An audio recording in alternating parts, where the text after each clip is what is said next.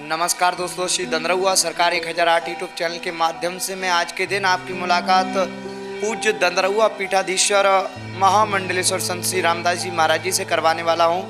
आज के दिन पूज्य महाराज जी से हम जानेंगे कि बुढ़वा मंगल क्यों मनाते हैं। आइए सीधा जुड़ रहे हैं हम पूज्य दंदरहुआ पीठाधीश्वर। सादर नमस्कार।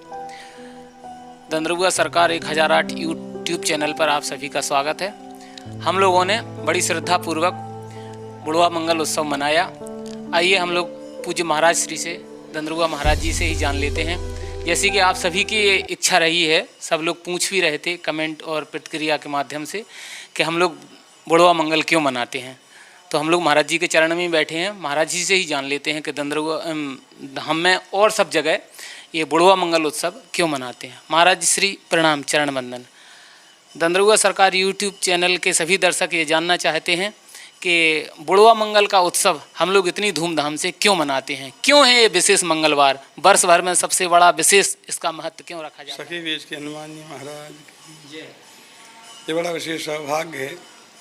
वास्तव में ही ये पूछने लायक बात है, ये हनुमान जी दंदरहुआ धाम में ये बड़ा मंगल क्यों मनाया जाता है। कई लोग इसकी तरक्की करते हैं, हनुमान जी सब एक से ऐसा नहीं है। दंदरहुआ हनुमान जी लंका में गए थे, जब मीटिंग हुई सभी देवताओं की, जब जामवंत जी ने सभी को बताया कि लंका में कैसे कैसे जाना होगा, कौन जा सकता है, तो उस समय सभी लोग असमर्थ हो गए जाने में। हनुमान जी को याद कराई अपने बल की, कवन सकार के ठंजक माही जो नहीं होता तुम पाई। जब इस प्रकार से राम कायल तो अवतारा, जब इतना जब याद कराई, उनको ध्यान भूल जाता था अपने बल का। याद कराते ही हनुमान जी प्रवताकार हो गए और सिंहनाद कर बारह बारह लीला जगन खारा, सहित साहे राम ने मारी, आम यहाँ त्रिकूट पारी। जामवंत जब गर्जना करने लगे हनुमान जी, तो बाद में होश आया कि जामवंत जी बैठे, इतना नहीं बोलना चाहिए, तो बड़ों के सामने ज़्यादा नहीं बोला जाता है। तो हनुमान जी हाथ जोड़ के शांत रह गए। उनसे जामवंत जी से कहा, जामवंत मैं पूछूँ तो ही उसे सिखाबंदी मुझे, उसे सिखाबंदी क्या करना है। तब जामवंत जी ने कहा, इतना करो तात तुम जाई, सीता देख कहो, सीता जी को बस लाके भगवान राम जी को आगे सरकार को बताना है, इतना करना है। तो हनुमान जी शीघ्रता से उनकी आज्ञा का पालन करते हुए जब लंका में प्रवेश किया, तो लंका में कई प्रकार की विघ्न आए, सुरसा मिली, निश्चरी मिली, लंकनी मिली। तो इनको पार करते हुए फिर हनुमान जी लंका में जब पहुँच गए, तो मंदिर मंदिर पर शोधा, देखे जहते अग्नि जोधा, गयो दशान मंदिर माही, अत विजित कया सुनाही, सैन किए देखा कबते ही मंदिर में देख ली, वेदी कहीं नहीं मिली। बड़ा प्रयास किया सब जगह, हनुमान जी को वेदी प्राप्त नहीं हुई। तो हनुमान जी निराश हो गए। निराश होकर के भवन एक पुण्य दीख सुहावा। ये सीता जी भक्ति स्वरूपा हैं, भक्ति को प्राप्त करना संतों से मिलना पड़ेगा। पहले संत के पास भक्ति मिलती है।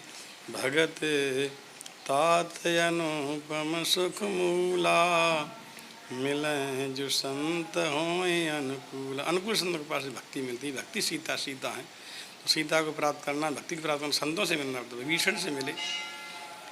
राम राम ते स्मरण कीना, हृदय रस कप सज्जन चीना, इनसे न करी हों पहचानी, साध्य हुए न कारज हानि, विप्ररूप धर्वचन सुनाए, संत विभीषण उठते हैं आए। विभीषण जी आ गए। हनुमान जी बड़े प्रसन्न हुए संत को दर्शन करके, और उनसे प्रार्थना की, निवेदन किया कि सीता जी का पता नहीं लग रहा है। तो फिर उन्होंने जो है युगति बताई, जुगत विभीषण सकल सुनाई, चले पवन सुत विदा करा। युगति क्या बताई, यहाँ विशेषता है। ये चौपाई का अर्थ ही इसका भावार्थ निकलता है। युवती ये बताई विभीषण जी ने हनुमान जी को कि यहाँ तुम सखी वेश में जाना पड़ेगा, तुम यहाँ पुरुष वेश में नहीं जा सकते, क्योंकि लंका में अशोक वाटिका में बड़ा भारी पहरा लगा हुआ है, वहाँ कोई पुरुष अंदर प्रवेश नहीं करता है। क्या तो रावण के गले जाता है या विभीषण ही जा सकते हैं, तीसरे आदमी के लिए प्रवेश वर्जित है। इसलिए यहाँ पिशाचिनियाँ वहाँ व्यवस्था में रहती हैं। तो आप ऐसा करो, यहाँ रूप बदलना। तो हनुमान जी महाराज में 8 दिन नदियाँ थीं, अड़िमा महिमा लघिमा गरिमा, हल्के बन जाते, भारी बन जाते, बहुत लंबे बन जाते, छोटे बन जाते। हनुमान जी जो है भेष बदल लेते। ये 8 सिद्धियाँ के अंदर थी। हनुमान जी ने भेष बदल लिया, सखी वेश के बन गए वहाँ। तो राम काज के लिए उन्हें कोई शर्म नहीं की। तो इसलिए ये दंदराऊ में मनाया जाता है। सखी वेश के हनुमान जी हैं। तो वास्तव में जब जैसे ही प्रवेश किया उन्होंने, और सीता जी के पास जब पहुँचे तो जा कर के वहाँ मुद्रिका जब राम जी ने दी थी तो मुद्रिका उन्होंने वहाँ उनको दी। इससे उनको बड़ी शंका हुई, लेकिन उन्होंने सामने जा कर के सारी कथा कही कि रामदूत में मात जानकी, सत सत प्रणाम जानकी, मैं राम जी का दूत हूँ, मैं सत्य कह रहा हूँ, शपथपूर्वक कह रहा हूँ। सीता जी को विश्वास हुआ। फिर उनको संदेह हुआ, उनने कि हम आपको यहाँ लेकर के जाएंगे। उनको संदेह हुआ कैसे यहाँ के लंका को जीत करके। तो उनको संदेह, तो उन्होंने अपना रूप प्रकट किया। कनक भूंदराकार शरीरा, समर भयंकर यति बलवीरा। सीता मन रोष्टा भई, सीता को विश्वास हो गया। सीता जी ने चूड़ामणि दी। इसको लेकर के हनुमान जी वापस लौटे अवध। जब यहाँ सारे हमारा पूरा रामदल रुका हुआ था यहाँ समुद्र के किनारे पे, वो हनुमान जी गए। हनुमान जी ने वहाँ उसके पहले ही बगीचा था, उसको उजाड़ा। तो समझ गए सभी लोग कहाँ काज करके आए हैं। और लंग जैसे ही उनके पास प्रवेश किया राम जी के पास में, तो बड़ी भारी खुशी सभी को हुई, सभी रामदल को, और खुशी में छा गए सभी लोग। सभी लोगों ने हनुमान जी की पूजा की, षोडशोपचार, और साथ साथ में ही राघवेंद्र सरकार ने भी पुष्पहार पहना करके एक उनको चदरा उठा करके उनका सम्मान किया। बस वो आज वो मंगलवार, बड़ा मंगल, आज के वही मंगलवार है। तो राम जी ने उनकी जो है सम्मान किया है, तो सभी लोग उनकी पूजा का विशेष फल प्राप्त करते हैं। और ये बताया जाता है कि हनुमान जी वास्तव में ही बड़ा मंगल जो दर्शन करता है वो पूरे वर्ष के मंगलों का फल प्राप्त करता है। जैसे भीमसेन एकादशी का फल मिलता है, पूरी एकादशियों का फल मिलता है पूरे वर्ष की, ऐसे ही हनुमान जी के दर्शन करने का फल एक वर्ष के मंगलों का मिलता है। तो हनुमान जी के दर्शन करें, पूजा करें, पाठ करें, सभी के लिए विशेष रूप से ये विशेषता है। दूसरी बात एक और है, महाभारत में एक कथा आई है कि हनुमान जी जब भीमसेन को भेजा है कुंती ने पुष्प लेने के लिए, तो उत्तराखंड में गए तो गंधमान पड़ते हनुमान जी का निवास है। वहाँ का हनुमान जी स्थायी रूप से वहाँ रहते हैं। फिर तो सर्वत्र ही हनुमान जी स्थायी रूप से वहाँ रहते हैं। जैसे ही पकड़ने रास्ते में जा रहे थे तो हनुमान जी बूढ़े बंदर का वेश बना करके रास्ते में बैठ गए। और जब भीमसेन निकले वहाँ से तो उन्होंने भीमसेन ने देखा कोई बंदर बैठा हुआ है, तो उनसे बड़े उस हिसाब से बड़े गुस्सा में उन्होंने कहा कि बंदर अपनी पूँछ को हटा लो, मैं वीर हूँ, पूँछ को लांघता नहीं हूँ, इसलिए अपनी पूँछ को हटाओ, मैं निकल जाऊँ।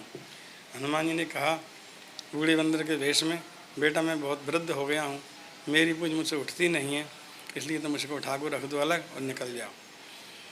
फिर भीमसेन ने 10 आदमी बगल लगा लिए, पूछ से मस नहीं हुई।